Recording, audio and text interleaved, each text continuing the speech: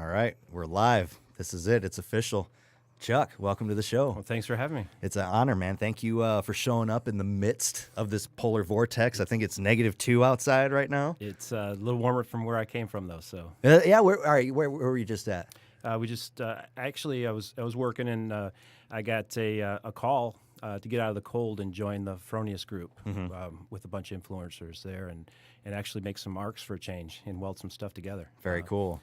It was 20 degrees below zero temp. So Oh my God. yeah, it was amazing. Yeah, this is insane. And then like we just got the update. The weather's supposed to be like +50 in just a couple days. Yeah, So exactly. this is insane. But yeah, everybody's bringing their dogs inside. Even the power company's like, yeah, don't turn your thermostat above 65 and don't do any laundry or anything. So it's like, so wait, I'm supposed to freeze in my own house and then not do the stuff that I never have time to do? Absolutely. It's crazy. Yeah, I saw some of the stories from some of the people that were down at Fronius. Let's talk about your experience there, because Fronius to me is a company that's really doing things right and taking a step forward, especially when it comes to not just their machines and what they're doing, but also with how they're treating their influencers. Absolutely. I mean, they are not a company that seems to be more or less using these influencers for their own personal gain. I mean, they're flying them in to their place to play with their toys. That alone is genius because it creates content on every one of their platforms. Not only that, it creates solid friendships because these people are now personally interacting versus, somewhere on Instagram. Like, don't get me wrong, you can create amazing relationships on Instagram, but it doesn't beat the one-on-one with a person. Exactly. So I'd love to hear about your experience there. Well, to start with, I'm not one of those welders. Right. Yeah. No, you're flame tech. I understand. I was just invited, sort of a last minute thing.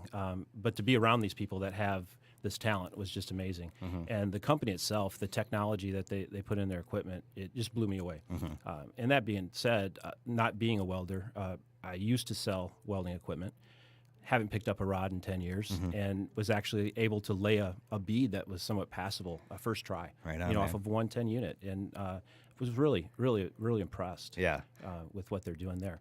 But the technology, not just the company, but for the industry, the type of equipment they're putting together and the results that these are capable of doing.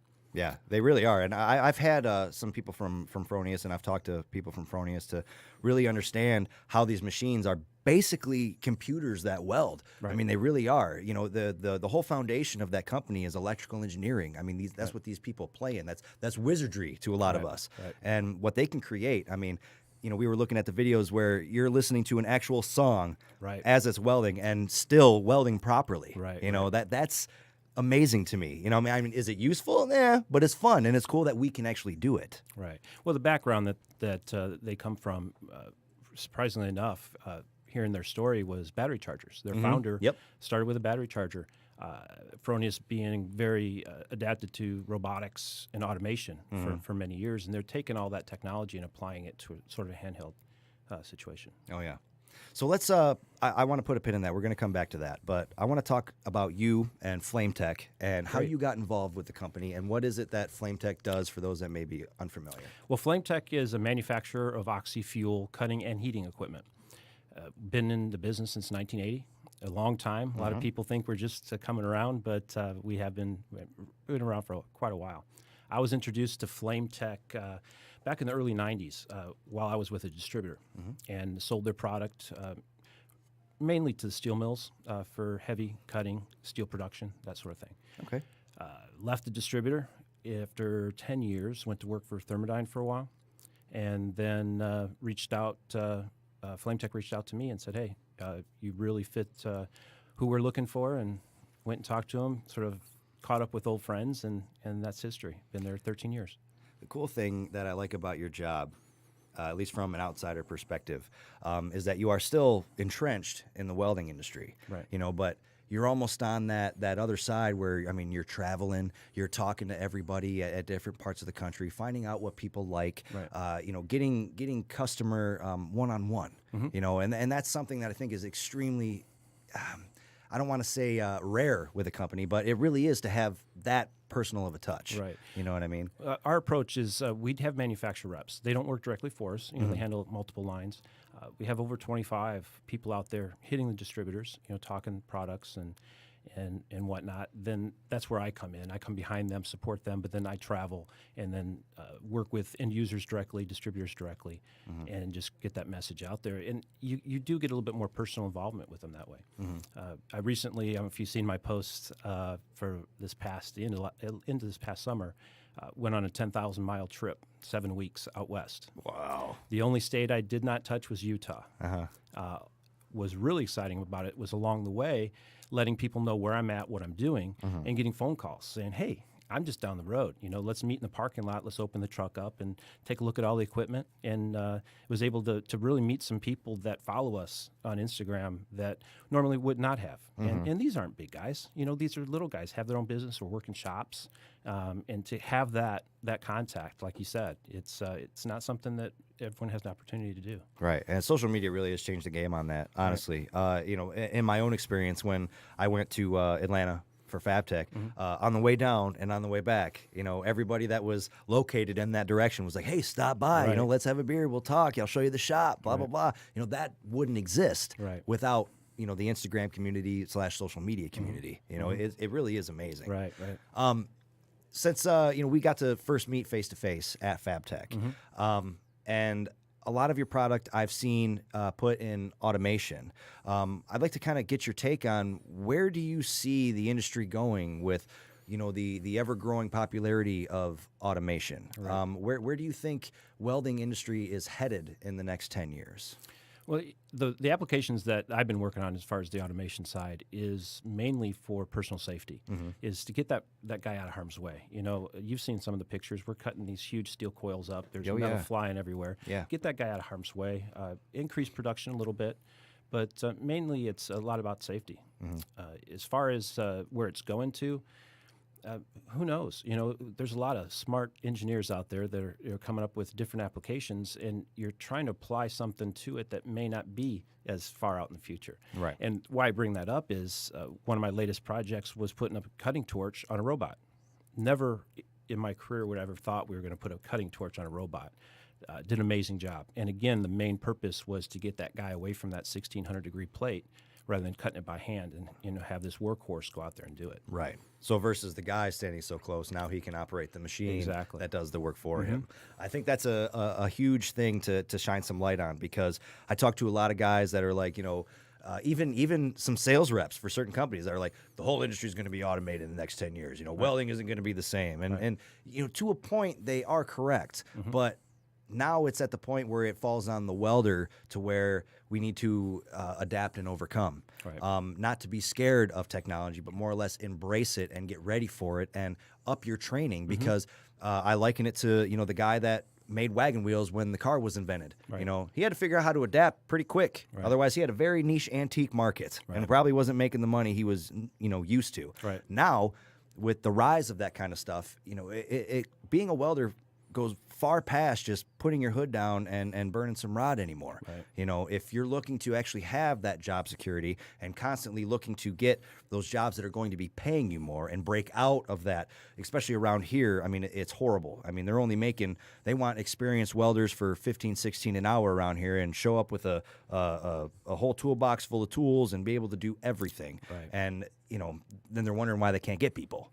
You know what I'm saying? So it's really on the welder now to seek out that training and adapt to what's coming, because otherwise we are going to get left behind, and those guys are only going to be getting those, you know, lower pay jobs, where the guys that took it upon themselves to not only weld themselves but be able to operate what can weld. You know, those are the guys that are going to make it now. You know, and that are constantly growing and advancing in this industry. It's not just eliminating a job. It's actually improving skills is a way to look at it. And when a company does go to automation, they're not necessarily trying to get rid of people. They're trying to, one, the safety, like we had mentioned before, and productivity and a better product. And we talk about made in America, this and that. Well, if we cannot make that product at an affordable price to the end user, we're going to get left behind. You know, and that's where a lot of that automation comes into play. Yeah, very true. Let's talk about FabTech and bringing back the the idea of influencers helping companies. You yourself at FabTech, you had a couple influencers yourself. Absolutely. You had IC Welds, you had Harley, you had Dave Blackburn. Okay. And now, Michael Brandt from GarageBand. Now, when you reached out to these people, what was their response to? I mean, obviously they said yes, but I mean, were some hesitant? I mean, how did it all how did you approach them? Isaac, IC Weld's been with us for a few years. He's a local guy to us, down in Austin. Known for his torch work. Oh, yeah. Amazing guy. Some of the stuff that he does, I'm not sure if you've seen his nameplates. Oh, I have, yes. Yeah, I'm a big fan of him. Hard worker. He's been with us for a while. Just him and his wife come in to the booth and meet the people and talk about products. And he's been a great asset to us as far as that goes. But when we start talking about influencers, we don't take on influencers as contracts or things like that. These are people that use our products, and when someone likes a product, they talk about it. So we're not limiting people to using our product. They're free to do whatever they like. If they use our product and they like it, we love for them to talk about it. So that's where that falls with those guys. And as far as reaching out, I was in California and stopped by and seen Dave, his place on the coast. And we talked a little bit, and I said, "Are you going to be at FabTech? Why don't you join us in the booth for a couple hours?" And that way, it gives you a good location to meet a lot of people and let them know you're there, and then they can actually get there. And that applies to everyone that was in the booth, so they can just do a post. I'm going to be in the Flame Tech booth from this time to this time. It gives a good opportunity for everyone to meet up, because not everyone's able to get to the meet and greets and whatnot. Right, absolutely. The thing about social media and influencers now, I want to look at it on the other side, because yes, it is great to be invited by a company to represent their products as far as how your skill has gotten you there. These things are wonderful. There tends to be a misconception of what a person actually does in their day-to-day life, based off of their social media now. I had a guest on that I met at your booth, Harley, who's a wonderful, wonderful person, super talented welder, extremely tough woman. And having her on the show, I received a lot of flack afterwards from people that more or less judged her specifically on her social media account. God forbid someone else has a hobby, that they like to do. And it seemed like, we're getting the flack of, you're not a real welder because gym selfies. I mean, if that is your basis on judging another person's ability, talent, and skill is based off of their social media presence, I'm sorry, that's pretty lame to me. This is a woman that, goes out there day to day on that pipeline. You know what I'm saying? She puts in the work, and because she has another hobby where she might be doing welding all day, every single day, maybe that's, people have other things in life that they like to show. That's right. I mean, really, it is.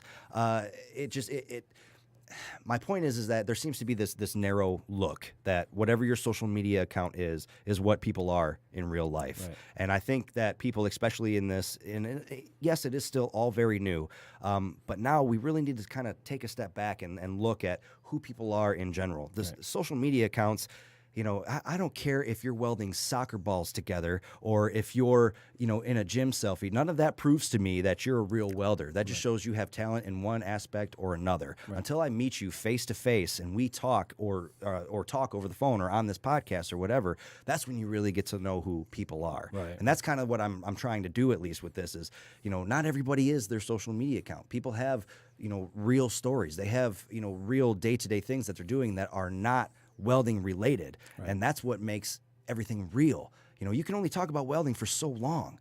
I mean, we've barely talked about it since you've started. It's more of the story of how you came to be, how this person came to be. I mean, what is your thoughts on something like this? On how people should more or less deal being an influencer now with what they put out versus how people see them. And that's one thing that's come up several times. One is have a separate face or a Instagram account. If it's something that doesn't apply and it's gonna hinder things, comments, whatnot, have a separate one. If you want a personal one that you're following people that are similar to that interest, rather than tying it into the welding side. I know a lot of the people that follow me or follow them on Instagram, they do that. They'll have one that's more personal. Mine used to be personal. It sort of got swallowed up by the industry. So don't dig too deep. You'll see kitty cats and sunsets. Right. But it sort of it gets swallowed up. And we have some people within our company as well that are young and ask me that question. He's like, I don't really want to share this stuff with everyone. And I suggested to him, if you want to get that involved, then get you a separate one for business. Yeah. And that seems to be the easiest solution to it. As far as once you get into it and you start getting that reaction, you just have to stay cool. One of the big things about social media is confrontation, and that's what they're looking for. They're looking for that confrontation. Oh yeah. Someone gives you a hard time and you jump right back on them. Guess what? Not only are they going to come back, they'll probably bring friends. And that's just not what it's about. And then they can tell their friends like, oh look, I got a rise out of this person or that person. Exactly. That's really all it is. And it was difficult for me in the beginning with the Flame Tech site, and some people that within our organizations, like just sit down, just take a deep breath. You do not have to answer them back. And sometimes it's real hard. it is, and that's a lot. That's a lot from the sales side of me. You know, if someone contacts you, I'm contacting them back, good, bad, or indifferent. I need that contact, and it was tough to walk away from that stuff. Yeah. Right. I think that's a good point. Start a separate account because even it's still in its infancy when it comes to this. And people are going with what they know, and because they've put so much into their own account that they see someone else doing better, and that's not the content they're putting out. Right. It almost seems like it rises that little bit of jealousy, and social media competitiveness, if that makes sense. It's a real thing. This person has 100,000 followers because they only show this and they don't show their real work. Well, I only got 30,000 followers and I bust my ass and weld shoes and everything else together to show my talent. Right. But like I said, that only goes so far, and you're only getting a certain amount of audience. Right. Like my personal page, I have hardly anything welding related on it. It's it. all my life stuff, Yes. things I'm into. Yep. And that's me. That's just, it is what it is. Right. Then I have, Arc Junkies, which is very much dedicated to the industry and talking about just more or less making it transparent. A lot of the things that I'm really trying to bring up now, especially with this show, is not just the story, but what the industry is really, really like. Because I see a lot of schools, for one, promoting the top 10% of what you're actually going to make in this industry. They don't put up there what really it takes to get to that point. My show, I think, at least what I'm really trying to do is show the light on the reality of it. Right. Unless you're willing to sacrifice and get out there and travel and do all this stuff, you're not going to be making $6,000 a week like some of these guys are. Right. The guys that are making them $6,000 a week, ask them when the last time it was they saw their family. Right. Ask them the last time they had a warm cooked meal sitting in the presence of their family. I guarantee you it would be months, if not years, for some of the cases. It's absolutely crazy. Right. I think that these schools and the welding education institutions in this country really need to start being a lot more transparent, because I feel that is what's hurting. I keep hitting the table here. I feel that is what's hurting this industry, and why everyone's like, we have all these welding jobs that we need to fill, and nobody's joining them. It's because you're telling them that they're going to make all this money, and then they get into it, and they're making $15 an hour, slaving away for 7 hours or 12 hours a day, 7 days a week, and it's not what they thought, and they're like, I'm out of here. This isn't what I signed up for. Right. It's really crazy that they can constantly still continue to do that. Well, there's exceptions, and they should maybe put an asterisk on that. Yeah. There are guys that come out of a welding school and do make that money. I wouldn't say it's a regular thing for everyone, but there's a lot of stuff that people don't see, the investment that they do after that school. You know, they're going and spending $75,000, $100,000 on a welding rig and going out there. You go to the pipeline, you got to have a rig, you got to have a side-by-side, trailers, RVs. You know, A major investment. yeah, it's a major investment, and yeah, some of those guys are making that money, but it's not all of the guys that are on that job. You know, just like anywhere else, you're going to have different scales. But that being said, I think pipelining is an exception. You know, to that yeah, rule, yeah. and it really shouldn't be shown as a regular. The norm. Right. Because I've had guys on here that are on the pipeline. They're like, at one point they'll be like, I don't understand, you know, why didn't everybody just come out on the pipeline? And in the same breath, they're like, it's actually really hard to get into this. Right. You know, and it is. That's something that needs to be brought up. Yeah. It's all really, it's still a who you know type Right. situation. Yeah, there's a young man on Instagram that went to welding school, and I'm not sure if you follow him, Keegan Gales. Oh yeah, Keegan yeah. Gales. I've had him on the show. Yeah. What I like about Keegan is he sort of gives a little bit of a real world look to it. He's like, Yes. yeah, you can make money, but when you follow him, you see what he's doing to make that money. Yeah, he's gone all the time. Where is he? Yeah. You know, he's been in the Gulf. He's been boiler tubes. Yep. You know, all this stuff. I don't think he's got to the pipeline yet. But that's a good example of hey, this isn't that easy. You know, Yeah. you see him in his hotel room every night. Yeah. You know, you see him, you know, eating lunch down in, you know, sitting down in the dirt or In the whatnot. laundromat Yeah, or whatever. exactly. I mean, it's not as glamorous as what people think it is. But what I liked about his journey is he's showing that. You know, he's showing it what you can do, and he says it all the time. If you want to travel, if you want to see the world, hey, come do This this. is a good way to do it. Right. This But is a good way. You're not going to go home every night. No. So That's true. The reason I like to bring that up is because I've had a lot of welders even reach out to me saying this is why they've left the welding industry and gone into, say, trucking. You know, it seems like that's like the number one thing they run into.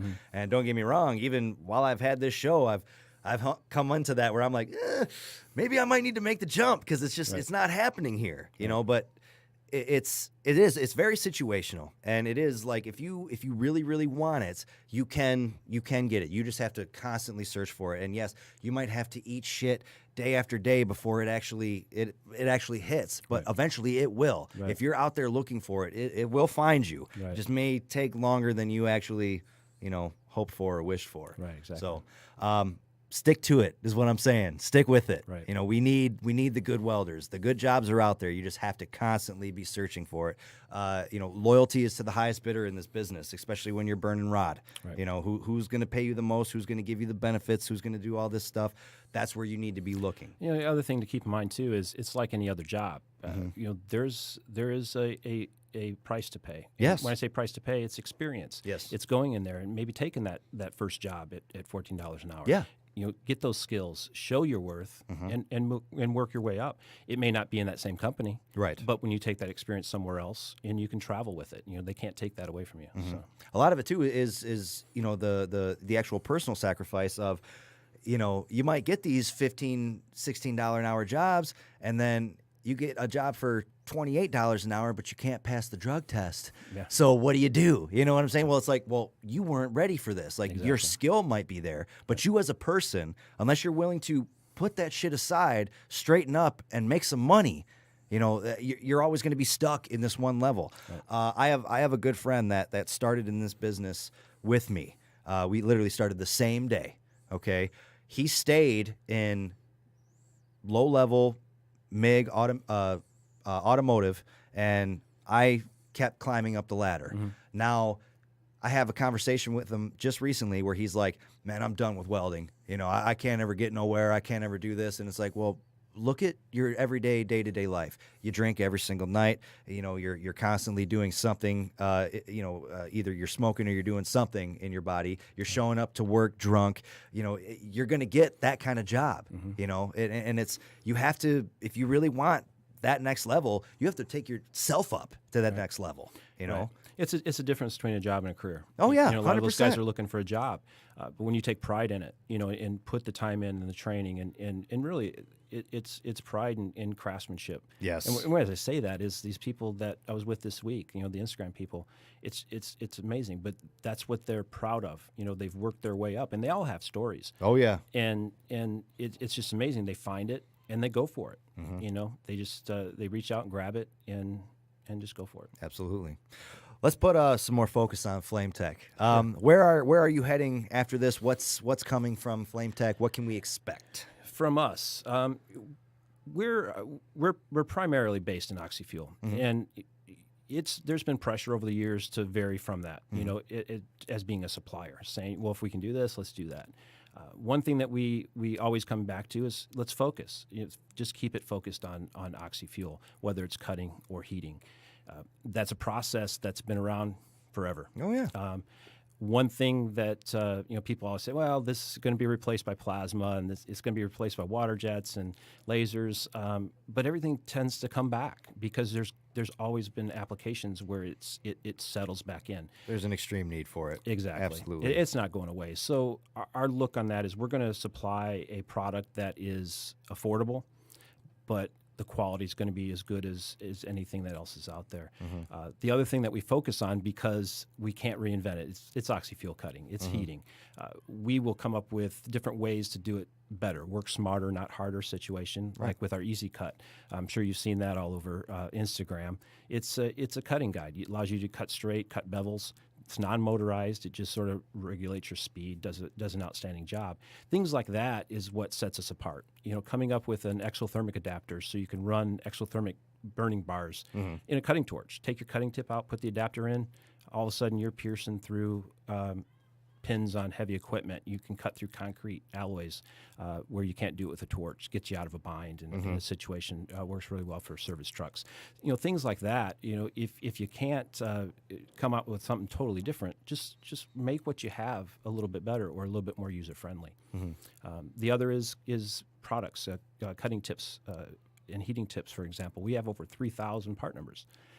People ask me for a catalog because I can't put them all in a catalog. You know, it's a situation. But we come up with a product that may work a little bit better, you know, and it helps the operator, you know, with a problem, you know, sort of call it solution based, you know, selling. So, well, I do pay attention to your social media, and I see you promoting this all over the place, and even to some very big name people you've been around and talked to about this and actually use your equipment. Right. I saw a picture with you. You had the Diesel Brothers on one side, and you had Jesse James on the other side. Yeah, that was a great experience. I'd probably fanboy out like crazy if I was in between that right there. Right.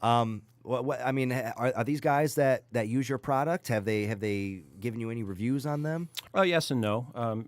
Jesse James, we worked with him on his SEMA build, the weld rig. Okay. And he has our equipment on there. We built him a special torch. It's a 32-inch, a 24-inch torch, but the capacity on the torch is the same torch that we see in those videos where I'm cutting 36, 40 inches with. Right. Not necessarily the most practical torch for the day-to-day, but it's Jesse James. Right. So it was going on the truck for SEMA, so it had to have some impact, right? Yes. We also gave him some other torches to put on there after the fact and whatnot, but it was functional. It wasn't like we were putting a prop on there. It was functional. As far as the Diesel Brothers, we're not working with them directly. We do work with some of their guys in the shop. You may see posts from Overkill Racing Chassis. Oh yeah, Rush Kane. Joel's great. You know, both Rush those guys. logos, We work with those guys. One thing about Flame Tech is we're not like some of these bigger companies that go after these shows and put banners on the walls and whatnot. Would be nice, but that's not our direction. We're working with people the same as we would work with you if you're working down the street, and you say, more hey, practical advertising. Yeah. If I need a torch or I have this problem, we go out and work with you. And the same thing happened with these guys. You know, they were interested in products. We got it to them. Like you said, geek out a little bit on the situation, but we're not buying the business. You know, anything that's out there that people are using, it wasn't from marketing dollars. You know, it was from contact and talk and people talking. You know. I love that you guys are actually still doing that in this time where, you know, like we were talking earlier, how social media and you know, contact over email and this impersonal way of doing business is so prevalent now.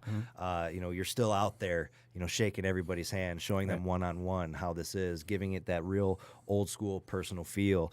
And that's what people want. You know, we've really gotten disconnected in business and promotion with the rise of social media and the internet, but having that personal one-on-one, it's still absolutely unbeatable because they're going to remember that experience more than they are reading a message on their DMs. Right. You know? And one thing that's happening that I've seen over the past several years with the welding industry is the actual end users, the welders, the cutters. They're becoming more informed. They're reaching out and researching things a little bit more. They're not just getting put into a weld area and say, here's your welder, here's the filler metal, do the job. They're looking into it more. They're more interested in it. They're seeking out different ways, different products and whatnot. And that's where the social media really comes into play because these guys are hungry for it. They're not just going to take what's given to them. They're going to look for something better. Yep. Yeah, it is. It's almost like that double-edged sword, you know. Let's see. What else do we got? Where are you headed next? I'm heading home. Okay.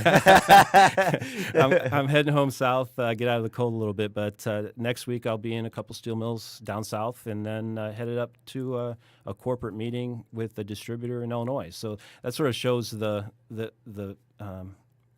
variety of things I sort of get into. Yeah. One day I got my boots on and my flame retardant gear, and next day I've got my polo shirt on, and talking to salespeople and owners of distributors. So.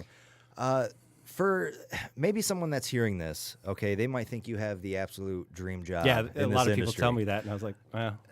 I mean, I know everybody's journey is a little bit different, but for somebody looking to take the step into more of your line of work, what advice could you give them to kind of get their feet wet and get started into that? Well, as far as my line of work, it's very unique. There's not too many opportunities out there like that. It was sort of something that developed. Where I started, a little history, going way back with me is my father was a steel worker in Northwest Indiana. I didn't want to go work in the steel mill. Where am I at now? I'm in the steel mill, but I'm doing a little bit different things. So I went to work for a welding distributor. Started out kicking cylinders on the dock, loading trucks. People seen my worth or my potential. Brought me inside. This guy can sell. So I started that inside sales, outside sales, and that's when I started looking into more. I want more. I've gotten to this point. That's when I worked for a manufacturer. It got a little bit more challenging, a little bit more different type of selling. So, and that's sort of a real quick, synopsis of that. Right. Where I came from. But they saw you were more or less a people person, and you knew how to talk to people. But again, soak that in. Learn, like we talked earlier. Don't just accept it as a job. Look at it as a career. Even if you're starting in the beginning, you got to view it as a career. And if it's not a career that you want, you'll find out real quick. Yeah, you need to find something that is, know, because it doesn't happen overnight. And a lot of people these days, that's what it is. They want it to happen right now. And some things you have to build up. You have to build experience. You have to build knowledge, and work towards that vision that you have. Absolutely. And again, it's never too late to start over. If you get into something that's not working out, go find something that is. Yep. Especially if this is what you really want to do. If you really love welding, there's a million different ways that you can be in the welding industry. You don't have to, be stuck at that $15 an hour job. Just open your eyes, look around. It's out there. It really is. Yeah, the path I took is a little bit different, but people still do that. They'll go to school and then they'll start off in a welding distributor and they'll start to learn a little bit. And if it is a career path that they want to take, a lot of times they'll move into the manufacturer position. They'll go out there and work for some of those guys and travel a little bit and meet people. Some of those will continue their training, like you. I'm going into CWI. They'll get that, and they'll get that while they're working for that company. And that company will get a little bit of that out of it, and that gives them another tool in their bag to move on to something else. Yeah. And they get into welding engineers, and a lot of things that come into play. It's you just have to look for what that is that you want to do for the rest of your life. That's it. And start working at it. And again, it's never too late to start over if you need to. I think that's the perfect spot to end this. Awesome. Before I let you go, again, thank you so very much for making the trip all the way here in the midst of the polar vortex. Absolutely.